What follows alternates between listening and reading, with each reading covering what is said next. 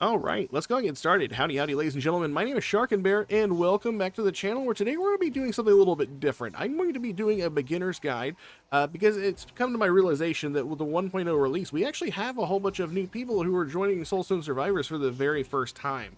And the thing is, on my side of the spectrum, I've been playing Soulstone Survivors since the beginning of early access, which according to my save file was back on July 28th of 2022 when the game came out. And since then, there have been a lot of changes to the early game. So I actually had to go back and I actually did a early game guide almost 2.5 years ago about how to get into the game. But so much has changed since then, I decided to update that to help a lot of these new players out with their beginner woes, try to basically describe some of the mechanics out there, and also give you tips on basically how you should progress, or what I think the best way to progress is. Also to note, this is not like a clear directive. You do not have to follow these guides or any of the things that I say. I'm not a professional player by any stretch. I have like 240 plus hours into this game, but that does not make me a professional at this game at any way. So there might be some information that I give you wrong, or some information that you don't necessarily believe in and you think you like something a little better. That's completely okay. But I do believe these tips will help you out in the early game. So that being said, if you like this sort of content, please make sure you like, subscribe, and comment down below. And I do want to thank everybody out there for the support I've been getting on the channel for Soulstone Survivors. With that being said, let's go ahead and get into it. Like I said, I did start a fresh save. I'm basically going to break this down. I'm going to leave timestamps in the description, basically covering each section we're going to. So this first little section, I'm actually going to be talking about what you're going to be doing in the early game. And then after that, we're going to basically explain the maps and the map properties, the abilities, runes, and basically what you should be doing steps. So if you want to go and check that stuff out down at the end of the timestamps, if you want to jump to a specific section, you're more than free to do so. So, you're new to the Soulstone Survivor and you're booting it up for the first time. You come over here to the character screen. I've already been progressing. I've played about, I want to say like 5-6 hours of Soulstone Survivor on this new save file. First thing you're going to see is you only have access to the Barbarian. He is only going to have the first weapon equipped, nothing else. So you pretty much don't really have any other choice and really don't have anything you can do other than immediately go into a fight. So whenever you go into fight, you're going to click fight, and then you're immediately going to be introduced. I'm actually going to make it look like the way it would normally look, which is 0 curses. We're going to talk about this. Don't worry about that at all. I'm actually going to disable curses. Disregard this little 2 here. But the very first map you're going to see is the Scorching Valley. You have to play this. It's the only thing that you're going to be able to play. There are 4 other maps that you are... Yeah, 4. Yeah, I'm sorry. I don't know why my eyes were tripping for me for a second. I know there's 5 maps. But there's going to be 4 other maps. Each of them are going to be locked. You can unlock them by playing them in sequential order. You'll then unlock the Cat Dalzog, then you'll the Frozen Wastelands, and finally the Dungeon Fair. As you play through these levels, you are automatically and inherently going to be unlocking a couple of new characters. Right off the bat, as you play through the game, the very first map you complete, you're probably going to unlock the Pyromancer and the Houndmaster. Each time that you unlock a new character, you do have to purchase them in order to play them. So you see right here, this is worth blue crystals. I am going to tell you what these soul stones or these blue crystals mean in a second. Just disregard for the information. But the other characters you're going to unlock naturally as you play the game are also going to be the Spellblade, the Arcane Weaver, the Sentinel, not that one just yet, and the Assassin, and probably the Elementalist as well. Basically, these first 3 rows are basically going to be the first easy characters. It'll be like the first half of the characters. These last half characters are going to come much later in the game. Not too much later, but there's going to be a little bit more footwork in order to unlock them. So just know that this first half, they're going to come pretty easy within the first couple of hours.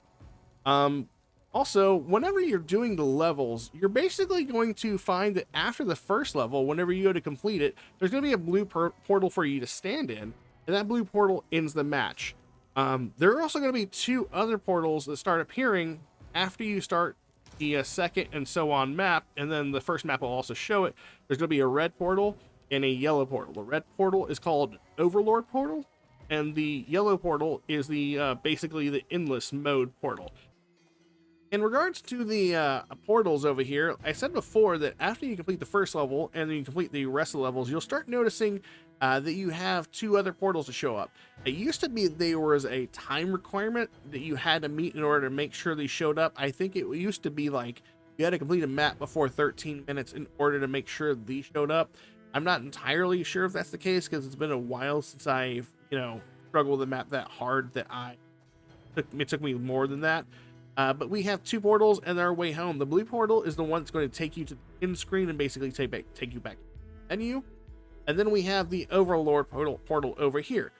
Overlord portal basically takes you into a circular room in which basically you're in tight-knit quarters and you basically fight more and more Void Lords. But the way you get to them is much better, much quicker than the standard gameplay mode.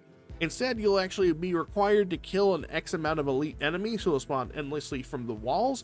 After you kill so many, you'll summon a new Void Lord or a set of Void Lords to fight, depending on your curse intensity, and you'll kill them. And once you kill all, however many you need to, since we're in Curse 1, or it's still like the default difficulty, we might have to kill like one Void Lord for a total of 5 throughout the whole thing.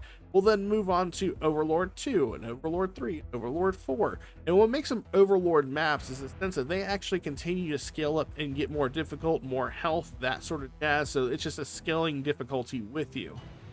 The yellow portal is Endless Mode. Endless Mode basically keeps everything at the same difficulty you are currently at, and you scale endless in that. The enemies will not continue to get harder anyway, but you will continue to get stronger.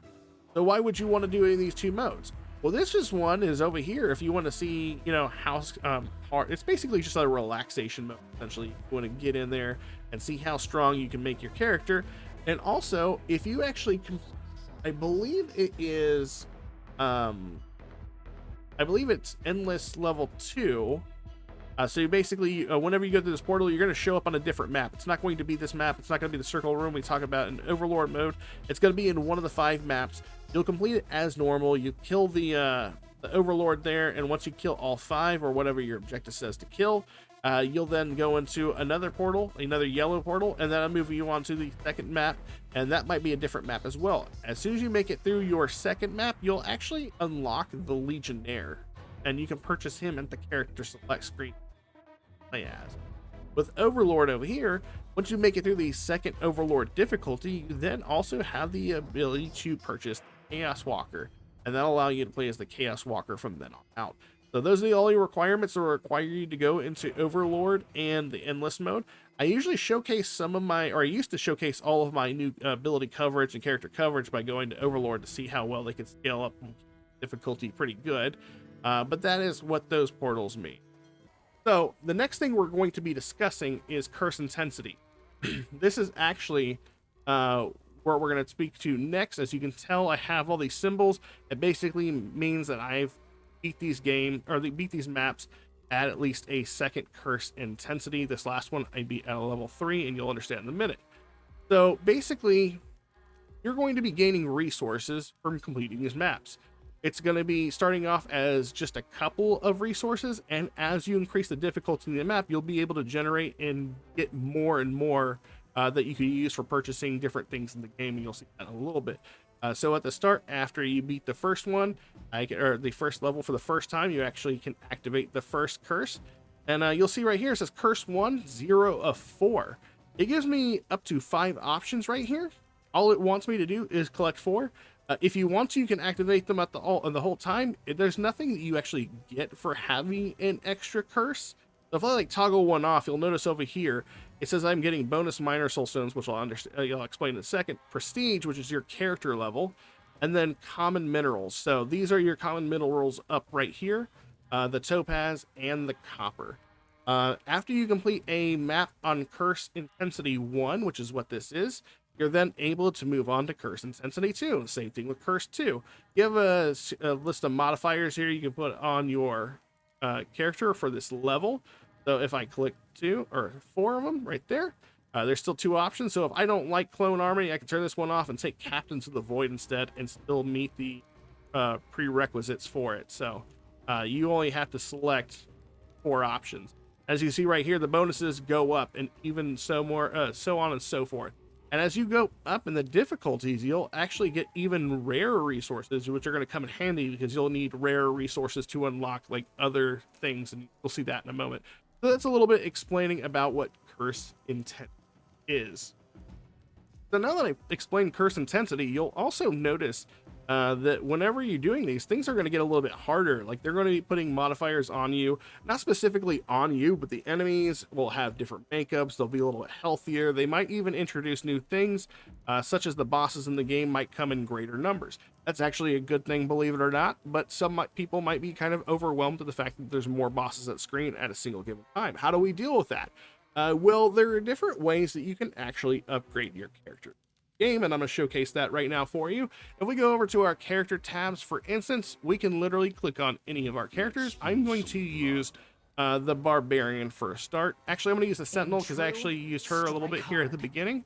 Every character has 4 weapons available to them. At the start, they're only going to have 1. So if we look at the Barbarian, I've only unlocked the first one for him because I spent most of my time in the Sentinel.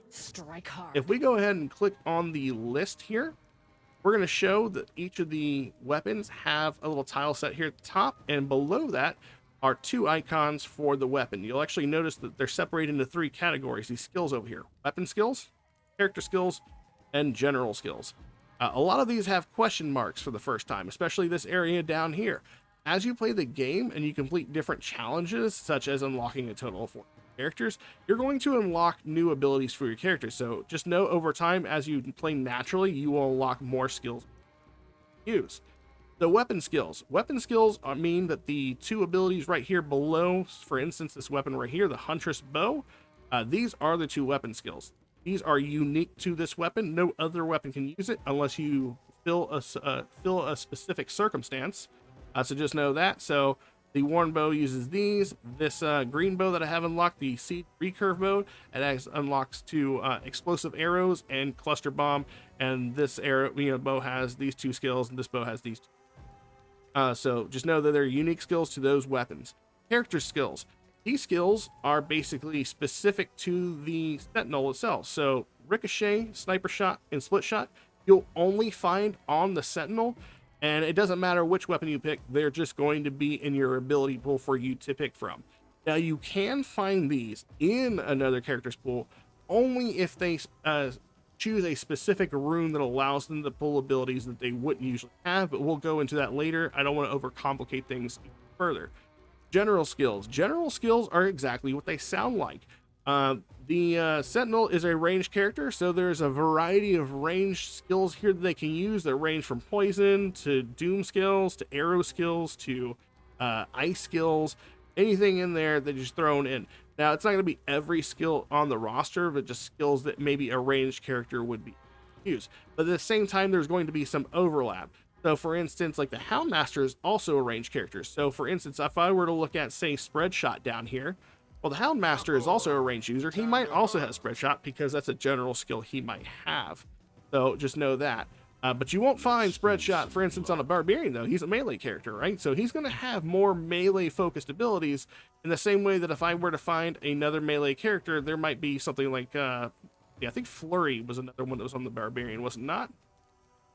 Yes. Okay, yeah. So definitely know that there are general skills, and they basically overlap with the other characters. All right, so after that, we also have blacksmithing. Blacksmithing will allow you to, number 1, unlock new weapons for your characters, and number 2, upgrade those weapons to be even stronger. So the requirements for unlocking each character are the same for every single character in the game. In order to unlock the uncommon weapon, you have to get to level 10 with the character. In order to unlock the rare version of the weapon, you need to be level 40 with that character. And the final weapon, the epic weapon, has to be at level 70 with that character in order for you to unlock the ability to craft this weapon. When you do have the ability to basically craft that weapon, every weapon will have a cost associated with that in order to build it. So over here on the right side, if I wanted to craft this bow right here, can we actually see what the name of this bow is? It is called... Nope, not yet. You can't see the name of it. I thought you could. What can I do? Misery's End. There it is, right there. It says that I need 1,200 gold, 8 sapphire, 6 quartz, 35 platinum, and 35 mithril. Well, when we were looking at the maps earlier, we noticed that there were basically available materials. As we go up in rarity, more and more materials are going to drop from the map, but these materials are specific to the map. So for instance, you're only going to find copper, topaz, and platinum on the Scorching Valley. And if you look at the material list over here, you'll actually see which map those items are on. The gold is found in the Whispering Grove. Sapphires are found in the Frozen Wasteland, according to the description. Quartz, the Dungeon of Despair. Platinum, the Scorching Valley. And Mithril, the Whispering Grove. Now, keep in mind, these might require higher difficulties or curse intensities for you to find them. But this right here is really helpful for showing you where to get those.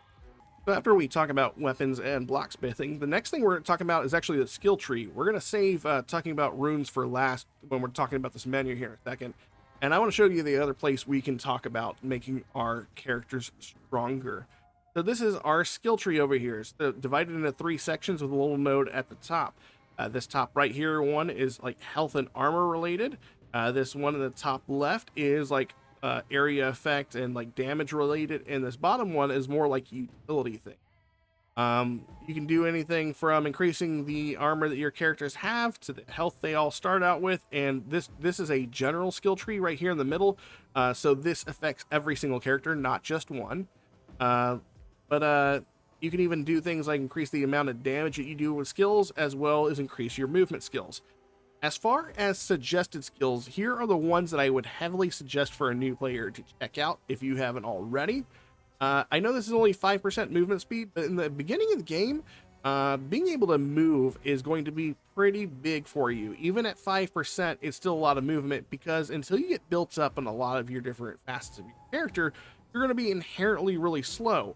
Plus, until you get a specific rune, you are allowed to dash in the game, but the dash is more like a hop. And it kind of really stinks at the beginning until you're able to modify that little dash into more, like hop into more of a dash. So having this 5% movement is actually going to be pretty good. Another really great pickup is actually going to be increasing your pickup range. And if you max this out, you get 200% increased pickup range. And I find this to be laughably incredibly good. Like, it's laughable that it's that incredibly good, because at default, if you don't take this, whenever an enemy dies and they drop XP on the ground for you to pick up, you are literally going to have to stand on top of that little XP gem in order to grab it. It's like picking up a dime. The pickup range is insanely incredibly slow. The leveling up because of that is going to be incredibly slow until you pick this up, and you can kind of suck the XP to you from a little bit further away. This is generally just like a good quality of life passive skill tree node. The other two that I think, one of them being, well, both of them actually being incredibly essential in the early, is this one right here, which increases the number of dashes you have by 1. By default, every character has 1 dash already, and this will make it to every character has 2. And seeing as how you already have kind of a crappy dash, this really kind of makes it to like where those 2 dashes really become the length of the dash we'll get here in a little bit, and makes everything a lot more manageable, especially when you're slow and you're just really wanting to get it out of the way of a giant AoE. The other really essential skill to have here in this tree that you should pick up ASAP is you recover health points, 5 health points every time you level up. You do have to max this out to get the 5 health points, but it's not really expensive to do so. And the reason why we pick this up is because in the early game, there's actually a couple of ways to heal in the game, but you're not going to be getting any of those until way later, and they're very character specific. Other than that, the only way to heal your character is occasionally on some maps you might find that green health gems spawn somewhere in the map, and when you break them, they'll give you a couple of health points back. Other than that, if you get hit, you just lose a whole bunch of health. But you can counter some of that by picking up this node, so that anytime you level up, you're just going to get health back, which is really awesome, because if you kill like a Void Lord or you kill a whole bunch of elites and you end up collecting all the XP and you gain like 5 levels, well, guess what? If you got hit for 30 points of damage and then you get like 5 levels worth, that's like 25 health back, so you're only 5 health points down now. So this would actually be probably one of the strongest pickups early game as well. Now we're going to go ahead and talk a little about the runes. So if I look at this right here, this is Runic Power. If we go onto our rune page, you'll see down here in the bottom right hand corner, we actually have something called Your Runes, and it shows right here that we have 3. That's because I started out with 1, and then I bought this for 2 right here, and that gave us a total of 3. When we look at the screen right here, we're going to see it's divided into 2 sections. The first one is called Versatility, and the second section is Tenacity.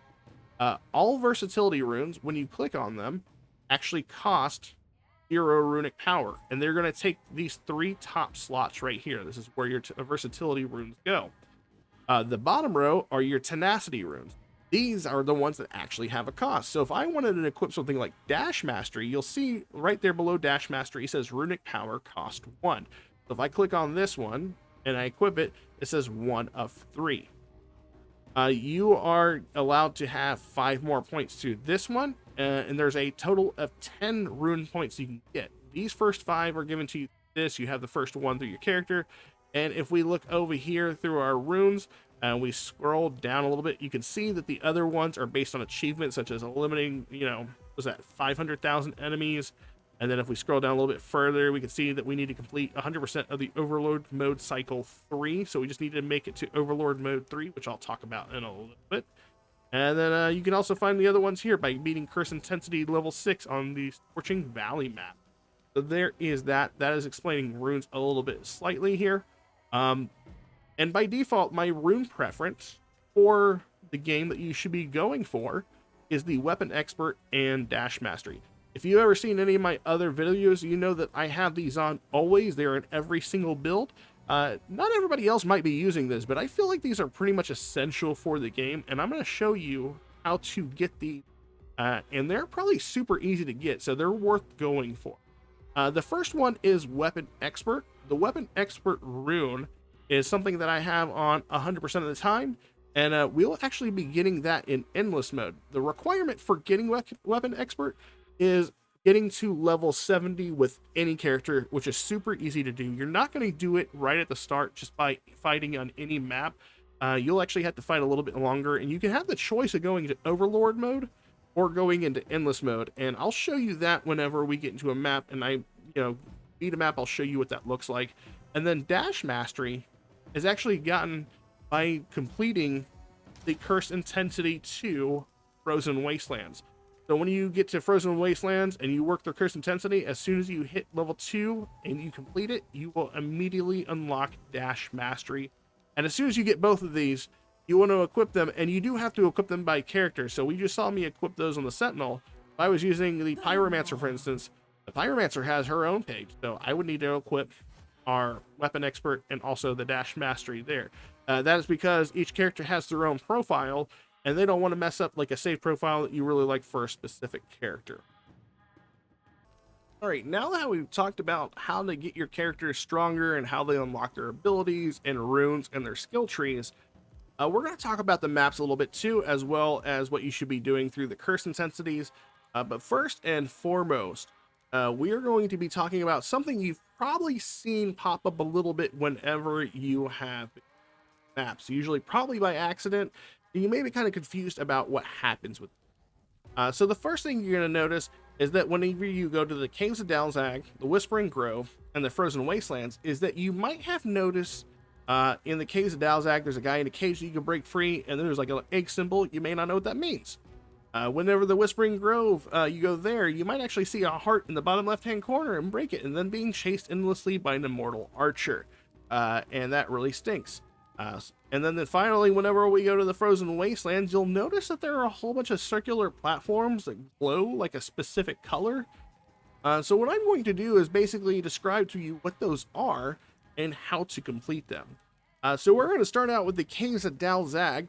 So essentially this whole thing culminates in the fact that Soulstone Survivor used to do holiday events. There was one for Easter, one for Valentine's Day, and one for Christmas. Easter is in the Caves of Dalzag. Valentine's Day is the Whispering Grove, and the Christmas one is in the Frozen. So I'm going to go into the Caves of Dalzag, and I'm actually going to turn all these off just so you can see the base game mode, and we're we're going to work through this, and I'm going to do some explaining on how to complete these objectives. And then also we're going to be talking about what different stats mean and how they affect your character and what abilities you should pick in the early game. So let's jump in. But first off, we are going to talk about the stats. Okay, so if you look over here on the right side, we're really going to be focusing on the primary. We're really not going to be worrying most about the secondary stuff over here. This really doesn't affect much of what you do, but the primary is basically what we're going to be looking at. The damage modifier, what does this do? Damage modifier is basically going to increase the damage of anything that does damage in this. This goes from direct damage, such as the damage my skeletal warriors deal, to the amount of this doom does. So you can see right here, the total damage of this doom over here is 528. There are a couple status effects in the game: burn, poison, and doom. Those are elemental status effects that actually tick and like deal damage to your target. And there's a couple of debuffs in the game that don't do any damage. Damage modifier obviously can't do anything like that. But even like having a damage over time effect on an enemy, the damage modifier will actually increase the damage of that damage over time. I hope that makes sense. Crit chance. Crit chance is basically the chance you have to critically enemy. The cool thing about critical chance in this game is that it's worth exceeding over 100% in this game. At 150% chance, your crits actually have a chance to crit again. And at 250%, same thing. 350, same thing. And this scales endlessly as far as I know. I might be wrong about those numbers, but when I was reading, it seemed like at 150, 250, 350, and so on, there was like a new breakpoint for the crits to be even higher. The second thing here is crit damage. Of course, crit damage basically increases the damage that your critical strikes tend to do. The higher the crit damage is, the harder your crit chance strikes are actually able to hit. The next one is cast frequency. Cast frequency is basically your cooldown speed for all these abilities right here. So Shadow Nova right here has a 6.2% or 2-second cooldown. With cast frequency increased, we can actually lower that cooldown to be much quicker. In the case of summons, this is actually pretty cool. As you can see, Skeletal Warriors has a 15.4 second cooldown. That's a pretty lengthy cooldown. Cast frequency actually does a couple things. It will quicken the time it takes for Skeletal Warriors to summon, but if there's already the max amount of units on the field for this skill, this will also increase the attack speed of your summons. There is an attack speed cap. I am not entirely sure what it is, but just know that increasing your cast frequency, even though you have summons, is actually really good because it makes them attack faster. Area modifier is exactly what it sounds like. It increases the AoE effect of any of your abilities that have an AoE on them. The next one is multicast chance. Multicast chance is really freaking cool too. Multicast is basically any time that you cast a skill, there is a chance that it'll actually cast it multiple times. And the skill that's casted after that also has a chance to be casted multiple times, but it has a fall off. There's a decline on how many times it'll happen. You know, percentage it'll happen goes down. But the higher you raise your multicast chance, the better your odds are of multiple instances of a single skill being used at a single time. Maximum health is exactly what it sounds like. Just increasing your maximum health. We have 110. Whenever we level up, there's a chance we might be able to get a health buff. It gives us, plus 5, plus 10, plus 15, maybe plus 30 health to our character. Armor power is reduction to damage being dealt to us. By default, the minimal amount of armor that every character should have is 100. If it goes less than that, enemies will deal much more damage, and if you have armor, they will do less damage to you. Damage reduction, I guess that's kind of the same thing, honestly. I didn't actually know. We actually can't click on the question mark there. Reduces all flat damage you take by flat. Oh, wait. There are skills that'll say like -2 damage and stuff like that. Okay, yeah. Okay, I kind of understand that. If we see it again, like if you'll see some passes that we get, they'll be like, hey, reduce damage by 2. So if a skill does like 10 damage to us and it's reduced by 2, they'll do 8 damage to us. That's what that. Okay. Block power is your chance to completely negate an on-hit attack against you. So as you can see right now, for instance, this character currently has a 7.4% chance to block the effect entirely, taking no damage at all. This is damage reduction. This is damage negation entirely. Experience is basically generating the amount of experience we would get from a target whenever we kill them, and movement speed is basically exactly what it is. Movement speed and how slow we are. We are negative 5% slower than we should be. All right, so now that we've discussed the damage right here, we're going to go into essentially what skills you should pick. When you're starting out, I want it to be very notable that you're actually not going to really care too much about what skills you are using right off the bat. You should be using whatever character you feel with. At the start, I was actually using this Sentinel because I felt like the Sentinel really felt good, but you're going to be wanting to use the characters, and the more you use the characters, the more abilities you're going to unlock, the more comfortable you're going to be feeling with them, and so on and so forth, the ability to access more weapons. You're basically going to be doing this over time. But if I look at this right now, I am basically in the beginning stages. We don't even have a curse intensity. This is the basic difficulty right here. Essentially, what you're going to be looking at is just getting used to these abilities over time. Don't worry so much about trying to build around something.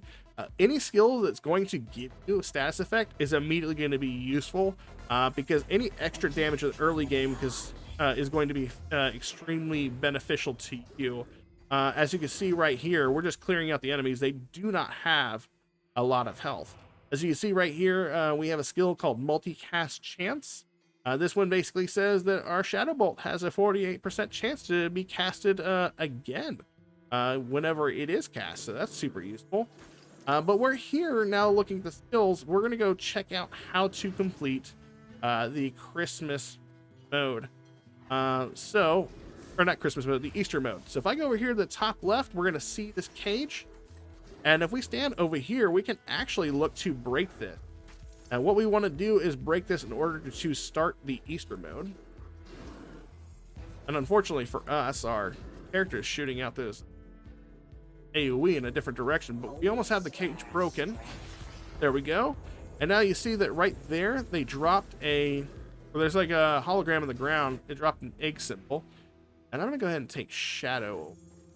And now that we've done that, our general focus is going to be going out and killing enemies to summon a Voidlord, but our other objective is to collect eggs. Now, if you see right here, we can find an egg. If I pick up this egg, you can see 1 of 8. I can hold up to 8 of these. One thing you should know is that you can hold up to 8 of the eggs, but for every egg that you do have equipped on you, you will move so much slower. You're definitely going to be utilizing your dashes a lot more. So know that I have more dashes than you probably have available to you at the moment. So I would most definitely advise you to maybe only pick up like 2 or 3 at the start. And I believe we need about a total of 30 in order to get this going. Again, it doesn't really matter, just whatever feels good for you. I'm familiar with the skills enough to know, just pick them and go. But like early game, this is just kind of throwing you to the water and seeing how you feel about it, what skills you like and whatnot, and getting you an idea of trying to figure out what is good for you. I am going to pick up this egg. Got out of that. Looks like we can pick up 1 more egg. I did get hit a little bit, but as we level up again, because I have that 1 passive, we are going to be able to heal it back. And I'm going to go drop these eggs. And I'm going to go ahead and skip to the end of this, but know that you need to drop off about 30 eggs here. So give me just a second to complete this objective, and then I will be back whenever we can showcase what happens when you complete. So now that I've completed the mode, I collected all the eggs. I think it took me about 30 to 32 eggs to complete there. We now see this floating egg here. That's kind of the signifier to let you know the objectives. Then we go and kill the rest of the void lords that are up. And you'll notice over here we have our 3 portals that we normally go to. Before we go to that, we notice that there's a mysterious 4th portal right here, and this would actually take us to an optional Easter boss.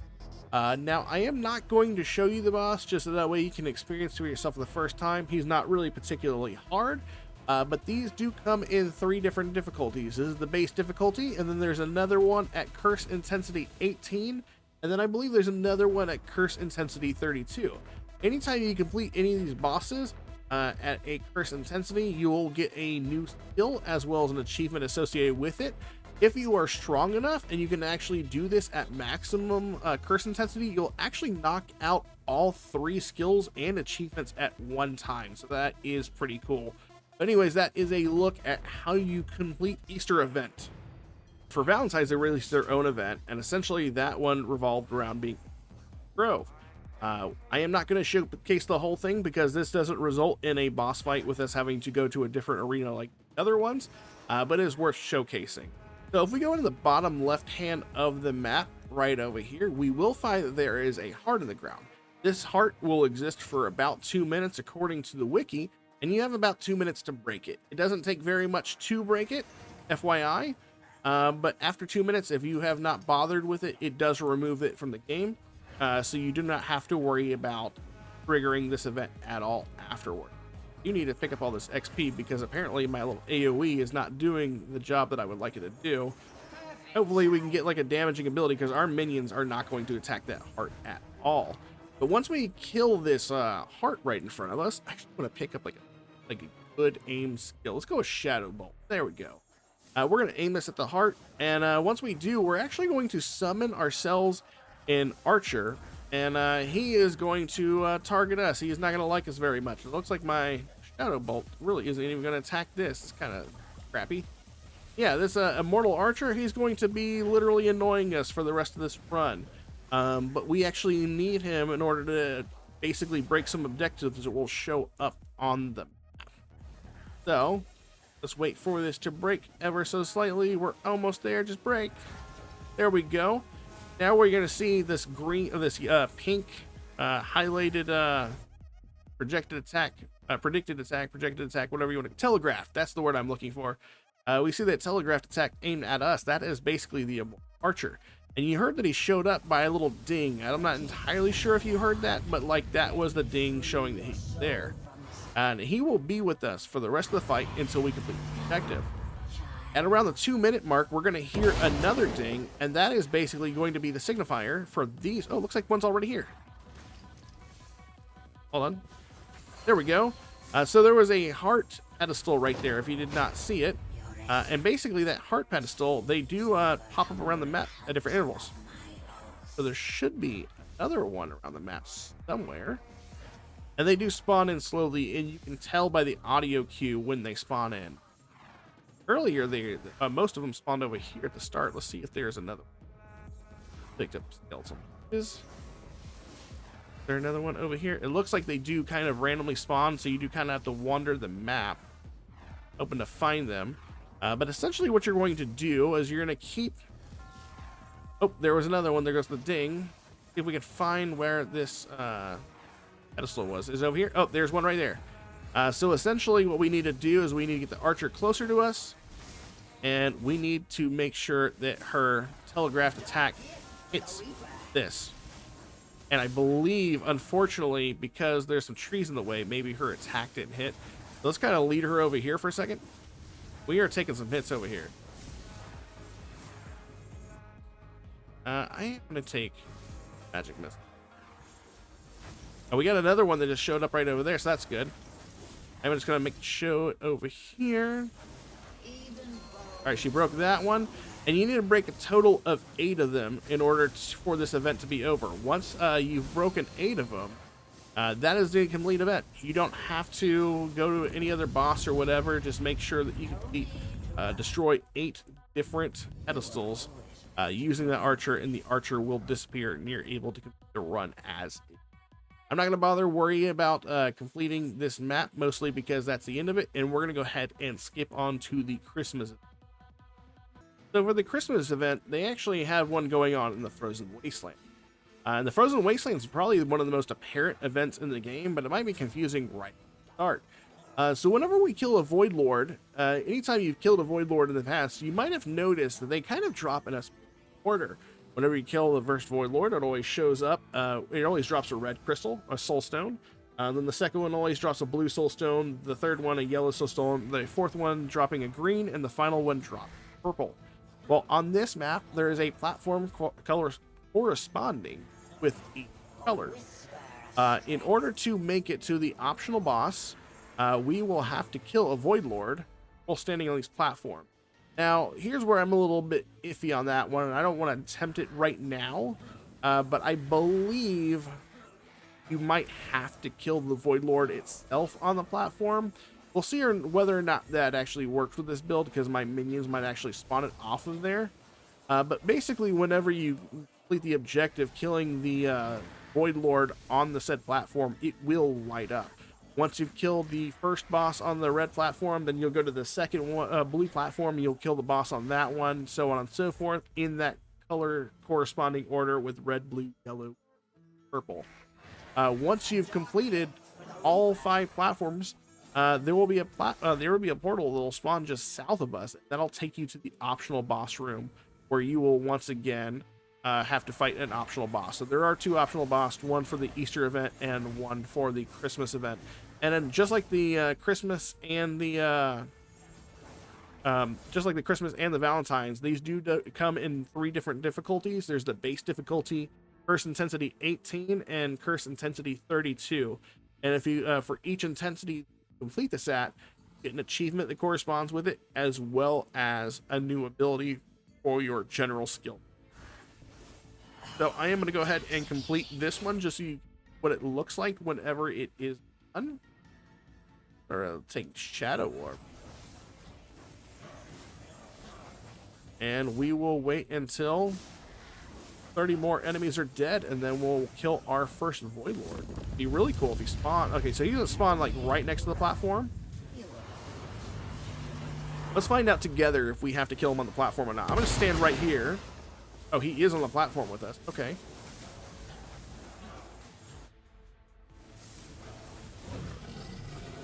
And as you can see, whenever he dies, the platform has now lit up. And now that we've done that, we would now work our way down the lines. Like I said, we would move to the blue platform, the yellow platform, the green platform, and the purple platform. All right, now that we're back at the main menu, we're going to kind of give an idea of what we're doing in the game and the moment-to-moment gameplay. The reason why I was showing you the seasonal events is not only because some people might be confused as to what's going on in those maps, but also because it can give you access to skills that you previously didn't have before. We also worked on getting the Chaos Walker and Legionnaire unlocked if you went through Endless mode, as well as Overlord mode. Endless mode being the Legionnaire, and Chaos Walker being Overlord 2 in order to unlock that one. I feel like Legionnaire is actually definitely one that you're going to want to unlock early and maybe start using a little bit, and I'm going to explain that here in a second. But first off, we're going to showcase what you should be doing after this. Now that we've cleared out, or now that we have all of our stuff at tier 2, the first thing I believe you should personally do myself is making sure you do Dungeons of Despair, Curse Intensity 3 as soon as possible, or tier 3 as soon as possible. The reason why is because it unlocks you the Necromancer, which you've been watching me play for the majority of this video. The Necromancer, like I said, this is probably one of the most beginner-friendly characters in the entire game. With his ability to naturally have a taunting unit right here, as well as Chaos Golem, who can also taunt enemies off of you and let you do a crap ton of Doom damage. Doom is probably one of the best ailments in the game early for you to get through content. What is Doom? Doom is a status effect that builds up over time on your enemy's health bar. If this is an enemy's health bar right here, it'll slowly fill up purple as they're losing health. If the purple bar actually exceeds how much health they do, it essentially executes them for the entirety of the Doom stacks that hit on them. It is very, very strong. Chaos Golems is very, very strong. I don't typically like taunting units when I'm playing the in-game stuff, but whenever you're first getting into the game and you're trying to understand what the game is and progress through the difficulties and a lot more stuff, I do definitely feel that any unit that has summoning skills is definitely going to help you out. Other characters that have summons that you'll have access to is as you progress through the curse intensities. So we're starting off at curse intensity 3. The next curse intensity is obviously 4. We'll also have the whatchamacallit, is this guy, the Beast Tamer Walker. Why can't I see his? I'm absolutely, oh, we haven't unlocked him, that's why. We don't have access to Beast Tamer, Beast Walker, Beast Master. That's it. Sorry, I don't know why I was struggling so hard in that one. But he's unlocked at Curse Intensity 4 on the Whispering Grove, and also has basically access to a whole bunch of summon units. So the Beast Walker is another one I can heavily suggest, because some of his summoning units can actually taunt as well. Again, anything to take attention off of you is going to help you take down enemies who are much stronger than you while you're getting bearings and skills. Chaos Walker is also a really good one, because Chaos Walker has access to Chaos Golem. Legionary is even really good because his summon infantry also has cunning, and I do believe he can also summon Chaos Golems as well. Not entirely sure who else has summoned right off that. I think the Houndmaster does. Yeah, it has Build Ballista. You're more than happy to literally use any character you want, but as far as characters go that are going to give you definitely time, Necromancer would probably be my number one. Necromancer helped me basically get through any difficulty that I had with, and is still to this day probably one of the strongest characters in my book, especially when you unlock your skeletal mages, and when you get to level 20 and you get skeletal archers as well. They're definitely going to help you break through those curse intensities. So why are the curse intensities so important? Well, as you noticed, things cost a lot, especially when you're considering the skill trees, and we really want to get to our character specific skill tree. But if I click on this one right here, it's going to say 5 Soulstones. If I click right here, it's going to cost us 5 yellow Soulstones. You can see these are fairly pricey, and it's going to take us forever. Well, as we're going through our first intensity, you'll see that whenever you hit specific breakpoints in here, I believe it's 3, 5, and 7, you're actually going to get some additional options down here at the bottom, where you're able to fight 4 Titans at a single time. And so whenever we get to max Curse 7, your first wave is going to drop. You're going to summon 4 Titans to fight at one time. You're going to get 4 red crystals. You're going to get 4 blue crystals the next time, 4 green, yellow, 4 green, 4 purple. So it basically makes your income upgrade much faster. And it basically unlocks more skills and more abilities and all sort of jazz as you go up in here. This is all pretty much the training mode right here. I would say all the way up to Curse 7 is basically with the training wheels on, getting you used to characters, learning your synergies, what works, what doesn't work, what feels good for you. And then you can take them into the Overlord mode to test them to make sure they're strong enough for you before you tackle on modes like Unholy Cathedral and Titan Hunt. We will touch on Unholy Cathedral a little bit here, and that'll probably be where I end the video at, because I feel like that's a lot of stuff being covered. If there's something I haven't covered, feel free to ask me down in the comments, and I'll try to explain as best I can. This might just be part 1 of the video. This is just the early game, trying to figure out what to do. One thing I will hit on very hard right now is how important the Legionnaire is for you. So if we go over to our runes, Legionnaire is actually what gives you the harvest, material harvest. So whenever we go to the blacksmith, you see that we require a whole bunch of ingredients whenever we want to essentially pick something I get, like the sentinel. We can see right here, we require a whole bunch of ingredients here. Once we complete the entire rune tree and we access the skills, the skill trees for the other characters, if you've been leveling up your Legionnaire, so for instance, whenever I get there, I'll have 37 skill points because that's the level I have, or that's what level I am. There are actually going to be runes hidden inside each skill tree for each character. If you want to check which runes have or locked behind a specific character, you can just click on them and it'll tell you what the achievement is you fill, or objective you need to fulfill in order to unlock that one. So if I wanted to get, for instance, a material harvest, or sorry, efficient extraction, I need to unlock this in the Arcane Weaver's skill tree. It's gonna be a little bit before you see those, but you can at least show how you unlock them. But material harvest is very cool because it basically says whenever you collect any one of the colored Soulstones, you'll also collect essentially the allotted material from that map. So if I'm in Whispering Grove, for instance, I kill a Voidlord, when I go to collect the Soulstone, I'll also get a portion of minerals that'll actually amount to some gold, as well as potentially some mithril as well. So this material harvest goes a long way for you to basically purchase more upgrades for your character. So as you make your way through your curse levels in the void fields, you'll see if you go to the character screen, that's when you're going to start unlocking their series of characters. The Necromancer is unlocked at curse level 3 or tier 3. Your Beastmaster over here is unlocked at curse level 4. Your Death Knight is what you get for completing curse level 5. Monkey King, and then the Engineer over here is unlocked after you kill 700 void hit after like natural progression. It's whenever after the Myrmidon, which is this character's name, that you'll start noticing that you're going to have to complete other modes to get the last 5 characters. The first 2 are the Demon Hunter and the Cursed Captain. So essentially, in order to lock these, you'll see right here, it says you need to complete the Ritual of Hate and the Ritual of Heresy. If we go over to fight and we check out the Unholy Cathedral, you'll notice right here that we have the Ritual of Sin. Unholy Cathedral is a bit of an unusual mode. So essentially, there's only the one map that you fight on as far as I remember.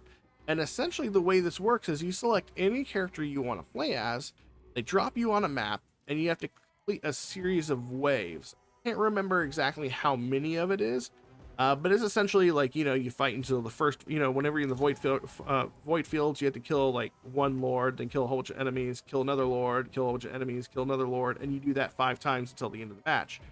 I think it's the same thing kind of with Unholy Cathedral, except for the difference being that every time that you kill a specific enemy, like a boss for the map, it'll actually start the map over again. It'll remove all of your active skills and get you to choose another set of active skills.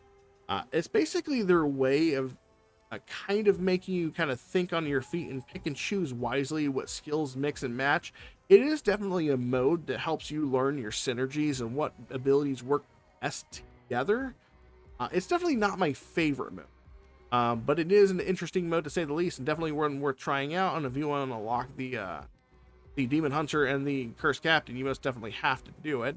But for the Demon Hunter, you have to complete the Ritual of Hate, which I believe is this one, and then the Ritual of Heresy is the final one, and that is where you have to, in order to unlock the Cursed Captain.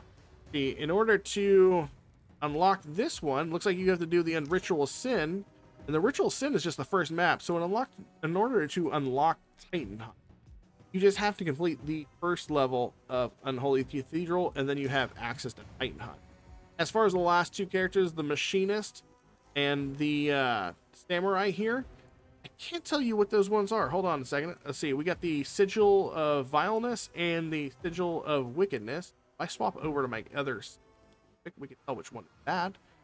If I go over here, let's go over to Titan Hunt real quick. Fight. Oh, did I not swap? Oh, I didn't swap. All right, let's go ahead and swap our mode. Go in. And then you can see right here, we'll go to our fight screen, Titan Hunt, and we'll take the modifier off of this. This is Sigil of Corruption. Sigil of Vileness is where the first one is located. That's the Machinist. Sigil of Wickedness is the level 3 one, and this is how you unlock Samurai. And that is how you would unlock the other characters. So that is the full roster of how you unlock everything in there. Over time, just know that I feel like if anybody's having trouble, I'll be in the comments. If you want to leave me a comment to see if this is a good video or not, if there's anything I was missing, make sure you let me know. If there's a specific rune that you want to talk about or discuss, you can ask me down there and I'll tell you what my thoughts are on them. Or if you need help trying to figure out how to fix it, or like how to unlock a specific one, like you're struggling with a curse mode, you can let me know. Or if you're just getting stuck in a hard place and you need help trying to figure out how to get out of it, like you're stuck on a specific curse tier, let me know and I'll see what I can do to help you out, maybe give you a strategy on working through it. The final thing I want to mention is some people might be wondering, because I know I wondered for quite some time, is that there's actually a 5th slot down here for every single character. just question marks. Turns out we were supposed to be getting a 5th set of weapons for all of the characters, but they just didn't have enough time to fit it in for the 1.0. So they did detail that there will actually be